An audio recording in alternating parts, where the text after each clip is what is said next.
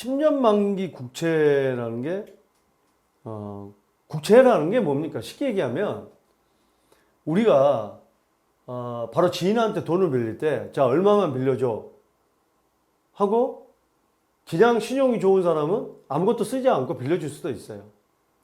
하지만 그렇지 않으면, 우리가 일반적으로 쓰죠. 얼마를 빌려줬고, 언제까지 갚겠다. 뭐, 이자는 얼마에 주겠다. 근데 이제 회사에서 발행하는, 회사가, 지금 뭐 큰 회사들도 발행을 합니다. 자금을 회전시키기 위해서. 회사채죠. 그 다음에, 나라에서 이제 발행을 하는 거, 이거 이제 국채라고 합니다. 국가에서. 예. 미국도 발행을 많이 하죠. 우리나라도 발행을 하고. 그 발행을 해서, 그 돈을 모아가지고, 그 돈을 활용을 하고 또 이자를 주는 거죠.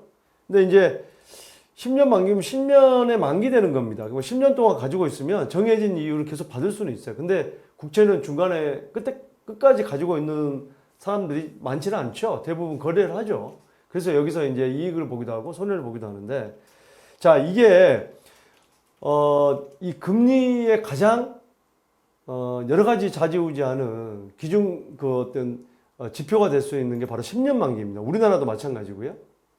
우리나라는 이제 뭐 2년짜리 뭐 이런 것도 또 이제 기준이 되는 경우도 있긴 하는데, 어쨌든 이 10년 만기가 그래서 중요한 건데, 이게 금리 5%를 돌파를 잠깐 했다 지금 떨어졌습니다만, 이게 잠깐 볼까요, 표를? 자, 미국 이 국채가 며칠 전에, 어제죠, 어제. 최고점 5%까지 돌파했다가 지금 이제 4%대로 또 좀 떨어졌는데, 국채가 하루에 뭐 1.5, 2%면 굉장히 이게 폭이 큰 겁니다. 국채는 뭐 주식처럼 이게 폭이 크진 않죠. 다시 떨어졌는데 5%까지 돌파한 것은 2007년이니까 지금 한 16년 전에 그게 그때가 한 번 있었고, 그 이후로는 처음이라고 합니다. 그만큼 지금 여러 가지 경제가 좀 불안정하다. 이게 이제 뭐 흘러온 어떤 스토리들이 있습니다만, 코로나는 정말 이 뭐 어떻게 보면 처음 겪어보는, 전 세계적으로 처음 겪어보는, 이게 2020년에 코로나가 생기면서 또 경제가 좀 안 좋아지니까 돈들을 각 나라별로 계속 많이 뿌렸죠. 경제 활동이 잘 안 되니까 국가에서 약간 보조해 주는 식으로. 그러니까 돈이 많이 나돌다 보니까 그 돈들이 자꾸 자산에 투자하거나 이런 쪽으로 또 옮겨갑니다. 그러다 보니까 또 우리나라도 부동산도 폭등하고 주식도 뭐 폭등하고, 그러다가 너무 물가가 오르니까 금리를 또 올리기 시작하죠. 이게 또 단기간에 엄청나게 올랐어요. 우리나라도 마찬가지지만. 지금 여기 금리 같은 경우도 우리나라도 지금 이게 2020년부터 이렇게 올리기 시작한 게 여기까지가 거의 한 2년도 안 됩니다.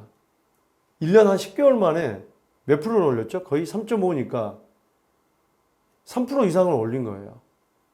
그러니까 엄청나게 많이 올린 겁니다. 기준금리가 3%면.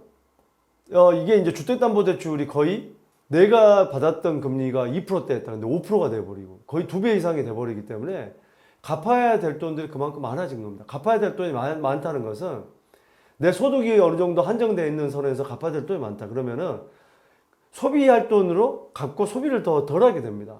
그러니까 소비가 위축이 되죠. 소비가 위축이 된다는 것은 돈이 그만큼 안 도는 거고, 돈이 안 돈다는 것은 그만큼 경제가 안 좋다는 거거든요. 미국은 지금 5.5%까지 올렸어요. 우리나라 이번에 또 동결시켰죠. 지금 6번째 동결입니다. 하지만 이게 이제 경제가 안 좋기 때문에 그런 건데, 지금 물가는 또 계속 올라갑니다. 이게 또 우크라이나 러시아 전쟁 발발부터 이제 시작을 해가지고 그게 또 유가도 올리고 하다 보니까 물가가 전반적으로 많이 올랐는데, 이번에 또 이스라엘하고 또 전쟁이 일어나다 보니까 이게 참 종잡을 수 없이 경제가 안 좋아집니다. 자, 한국 국채 10년물도 지금 이게 이제 3%대였던 게 지금 4%까지 올라간 거거든요. 자, 3개월치를 보면은 거의 3.6% 선에서 지금 이렇게 올라간 거예요. 전반적으로 보면 굉장히 많이 오른 겁니다. 0.7% 정도 그 3개월 만에 올랐으면, 자, 그러다 보니까 금리 왜 우리가 신경 씁니까?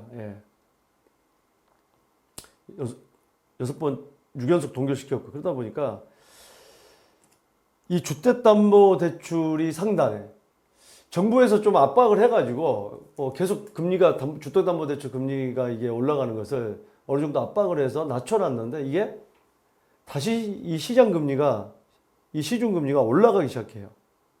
거의 뭐 7%대까지 호가하니까 그러니까 이게 이제 경기가 안 좋다고 그랬다가 또 다시 조금 이 강남이나 서울권에 노원구 같은 경우도 최근에 거래가 많이 좀 이루어지면서 또 높은 가격이 이루어지면서 또 재건축에 대한 기대감이 있으면서 서울에서도 이제 여러 가지 재건축이나 재개발에 기대감이 있는 곳과 그렇지 않은 곳 또 강남권과 비강남권 좀 차이가 있죠. 이게 조금 매수세가 또 주춤해졌어요. 당장 주택담보대출이 금리가 높은데 누가 살려고 하는 사람이 얼마나 있겠어요. 하지만 제가 늘 말씀을 드립니다만 조금은 더 1년, 2년 어떤 이 부동산을 주식처럼 지난주에 뭐 살려고 했다가 이번 주에 안 살려고 하고 막 이렇게 해서는 안 된다는 거죠. 조금 최소한 2, 3년이라든지 예. 그런 어떤 중장기적인 계획을 세우고서 접근하라는 말씀을 좀 드리고 싶어요. 그게 그렇게 해서 접근을 해야지. 또 이게 만약에 생각을 해보세요. 제가 계속해서 말씀을 드리지만 금리가 인하된다 이러면요 매수 심리가 확 줄어듭니다. 안 그래도 지금 공사비도 많이 올랐죠. 그렇다 보니까 건설사도 많이 부도났죠. 또 건설사들도 많이 착공을 안 하고 있죠. 땅도 안 사들이고 있죠. 공급이 줄어든다는 얘기죠. 공급 줄어든 건 이제 다 알아요.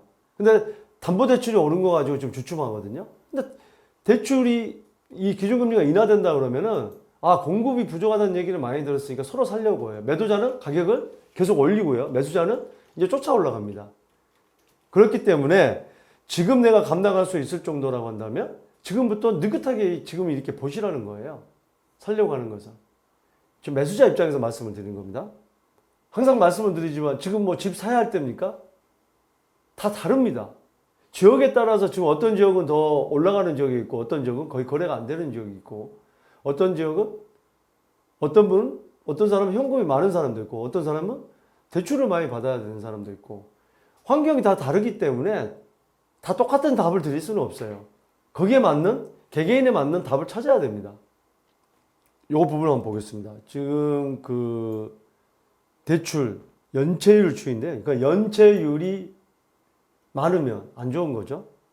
2013년부터 시작해서 물론 우리가 이제 보세요. 이런 구간별로 떨어졌다 올랐다 하는 부분도 있습니다. 그렇기 때문에 어떻게 부동산을 1주, 2주 단위로 뉴스에 의해서 사야겠다, 팔아야겠다, 뭐 사지 말아야겠다 이거 결정을 하냐 이 말이에요. 큰 어느 정도 몇 년 단위로 어떤 그런 흐름을 보고서 계획을 꼼꼼하게 세워야 될 필요가 있다는 거죠. 근데 여기를 보면 어찌됐든 이게 원화주 연체율 추이가 최근에 연체율이 좀 늘어나고 있다.